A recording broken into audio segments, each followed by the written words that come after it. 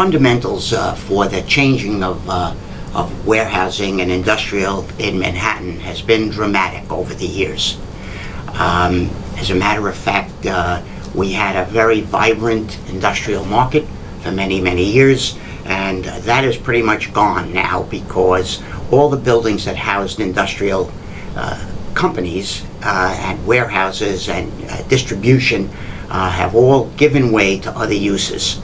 Other uses such as life sciences, other uses such as large healthcare, and many buildings have been changed actually into office space. Now these buildings can be changed into office space and repositioned in very, very beautiful fashion because of the big wide open spaces that used to house distribution facilities. The new opportunities are pretty much outside of the city, outside of Manhattan, I should say. There are opportunities in Brooklyn, there are opportunities in the Bronx, but they're not the same kind of opportunities that you can get where there's a lot of land available. Because you need to have, as I said before, you need to have a large building with high ceilings, and now everybody wants 36-foot ceilings, 40 loading doors, special what they call ESFR sprinkler systems, which are high pressure sprinkler systems because the ceilings are so high, and very wide column spacing so that the aisles can be, with the products on them, can be properly laid out, and that the automatic lifters that take the product from the upper shelves and bring it down are all done. It's all done automatically now, and you need time to do that. You need facilities to do that, which you can't get in multi-story buildings in Manhattan. There is a move afoot to build multi-story warehouses where each floor is like a big building, one on top of the other.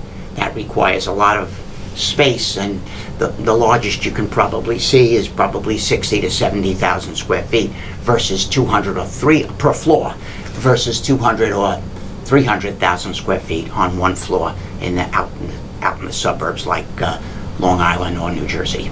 What I am seeing is companies that are looking for just-in-time warehouses.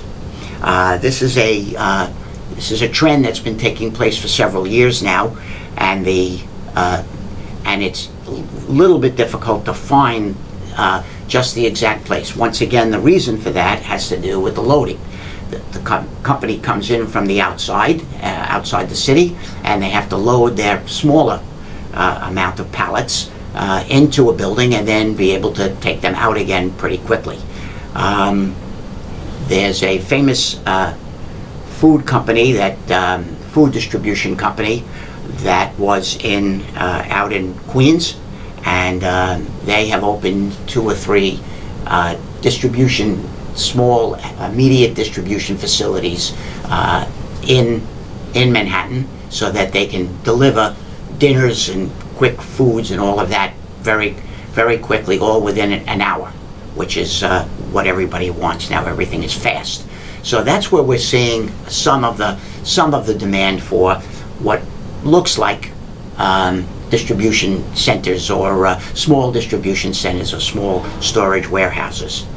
First of all, New Jersey represents an area that is close enough to the city for all of these on-time delivery people to want to be in New Jersey, because from New Jersey the roads are such that you can get into Manhattan in a fairly quick manner, as opposed to being, pretty far out in Pennsylvania or something like that. So that's where part of the demand is. But most importantly, the demand now is so tremendous in this area that it's almost impossible to buy a property. A lot of companies want to own their property and own their warehouses, and it's almost impossible to buy land, to find land to buy and build a 200 or 300,000 square foot building.